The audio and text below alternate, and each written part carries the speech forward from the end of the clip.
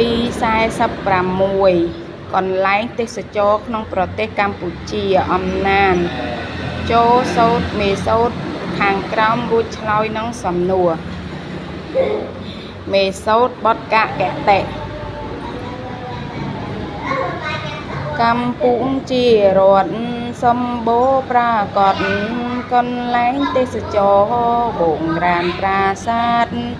អង្គរបវរព្រះខ័នសែនល្អទាំងបន្ទាយក្តី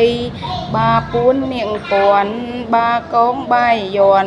លបន្ទាយស្រីបាក់សីចាំក្រុងមេបនប្រពៃព្រះបណ្ណាល័យបារាយស្រាំងស្រង់ជ្រួងសែនមនោរម្យប៊ូស្រាអូជុំយ៉ាងឡោមផោផង់សង្មត់ជើខ្ពស់កង់កេត្រចង់ព្រះវិហារសង់តាំងពីដូនតាសង្មត់ឆ្នេរខ្ពស់រីឆ្នេរសង្មត់លាតសន្ធឹងផុតពីខ្សែនេត្រាជាសម្បត្តិខ្មែរប្រជាខេមរាយើងត្រូវរាំងសាឲ្យបានគង់វង្ស